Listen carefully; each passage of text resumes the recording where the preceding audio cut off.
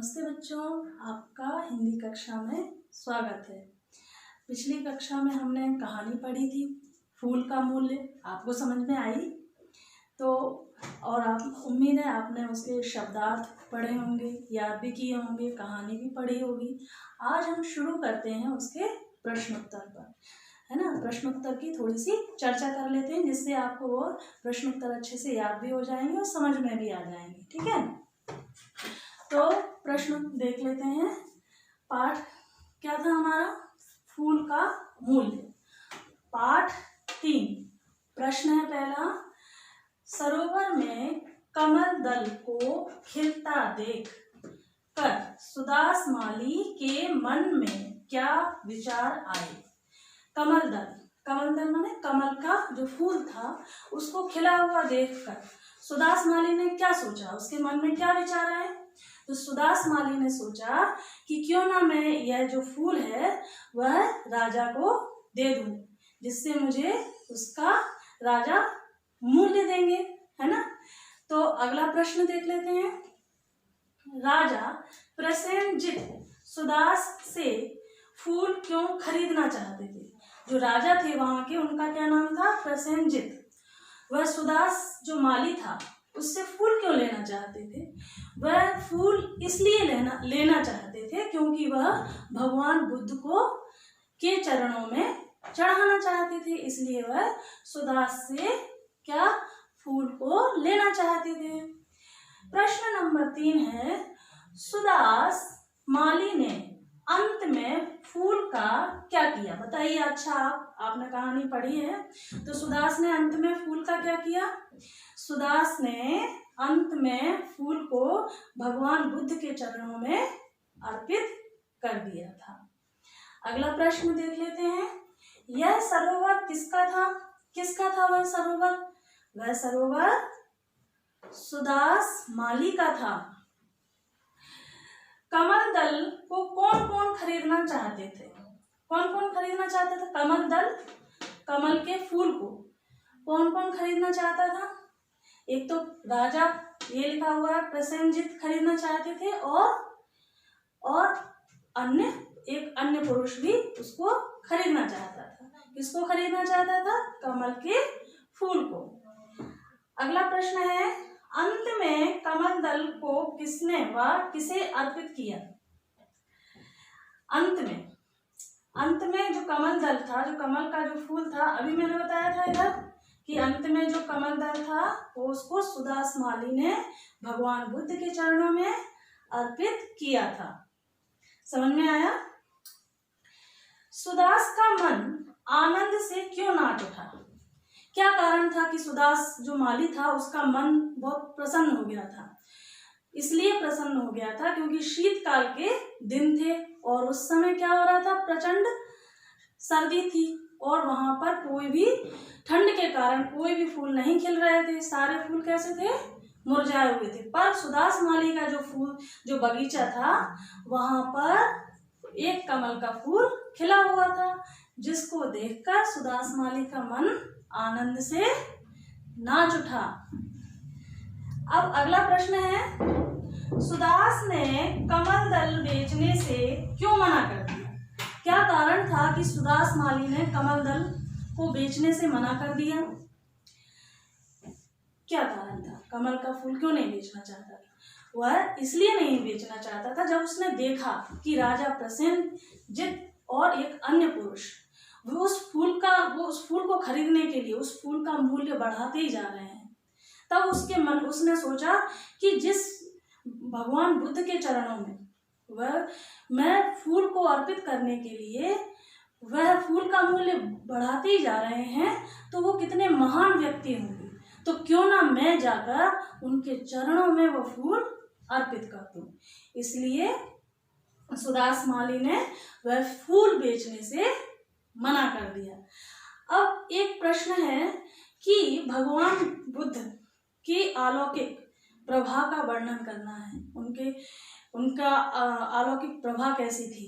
तो उसका उत्तर है कि भगवान बुद्ध का उज्जवल ललाट था, मुख से आनंद की प्रभा निकल रही थी और उनके उनकी जो नैन थे, नैन से अमृत टपक रहा था। तो इस तरह से भगवान बुद्ध को वह देख करके कैसा हो गया था, विस्मित सा, आश्चर्यचकित हो गया था और उनको बस एक टक देखता ही रह गया था। कौन? सुदासमाली। तो अब हम पढ़ेंगे तत्सम और तद्भव शब्द। अब हम पढ़ेंगे भाषा ज्ञान का पहला प्रश्न क्या है, दिए गए शब्दों के तत्सम रूप लिखना है। दिए गए शब्द कौन से हैं हमारे, ये हमारे दिए गए शब्द जो कि आपकी किताब में आपको मिलेंगे, है ना। तो इनको क्या करना है, इनके हमें तत्सम शब्द लिखना है। तो तत्सम शब्द क्या होते हैं, तत्सम शब्द वह शब्द होते हैं, तत्सम माने संस्कृत के समान, जो शब्द संस्कृत के होते हैं, जो कि संस्कृत भाषा से लिए जाते हैं, उनको हम बोलते हैं तत्सम शब्द। और तद्भव, जिनको तद्भव माने जो संस्कृत से हिंदी भाषा में हिंदी की प्रकृति अनुसार ढाल लिए जाते हैं, उनको तद्भव शब्द कहते हैं। तो तद्भव कौन से हैं हमारे, जैसे फूल है, फूल को हम क्या बोलेंगे, संस्कृत में क्या बोलते हैं, पुष्प। तो ये हो गया। मुख, मुख को मुंह है क्या हमारा तद्भव शब्द, और मुंह को क्या बोल दिया जाएगा संस्कृत में, मुख। पंछी, पंछी को पक्षी। सोना को संस्कृत में क्या बोलते हैं, स्वर्ण कहा जाता है। और बाहरी को क्या बोलेंगे, बा है। और बोली तद्भव है, और हम संस्कृत में क्या बोलते हैं, भाषा। तो इस तरह से हमारे ये तत्सम रूप हो गए इसके। अब हम पढ़ेंगे पर्यायवाची। निम्नलिखित शब्दों के 3 पर्यायवाची शब्द लिखो। तो पहला क्या है हमारा, प्रभा। प्रभा माने क्या होता है, सुबह, है ना, उसको क्या बोलेंगे, प्रभात। भोर और प्रातः, है ना। प्रभा के 3 पर्यायवाची कौन कौन से हैं, प्रभात, भोर और प्रातः है। इन सबको क्या बोलते हैं, सुबह, है ना। ललाट को क्या बोलेंगे, भाल, मस्तक और मस्तिष्क। आनंद, अगला है आनंद। आनंद को क्या बोला जाता है, प्रसन्नता। मौज और खुशी, क्या बोलाएंगे, प्रसन्नता, मौज और खुशी।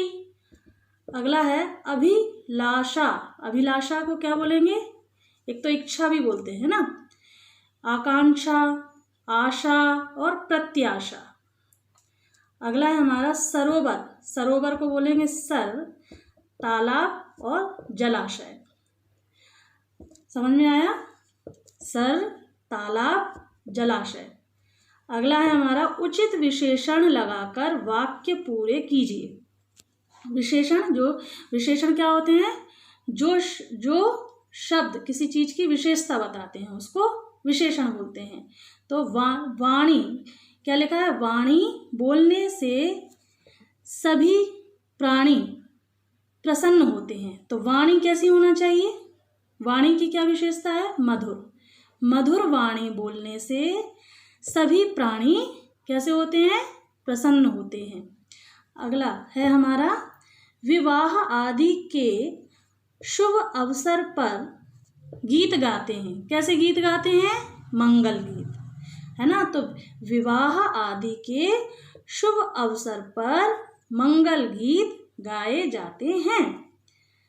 अगला क्या है हमारा, शीत से पुष्प सूख गए। तो शीत माना होता है सर्दी, है ना।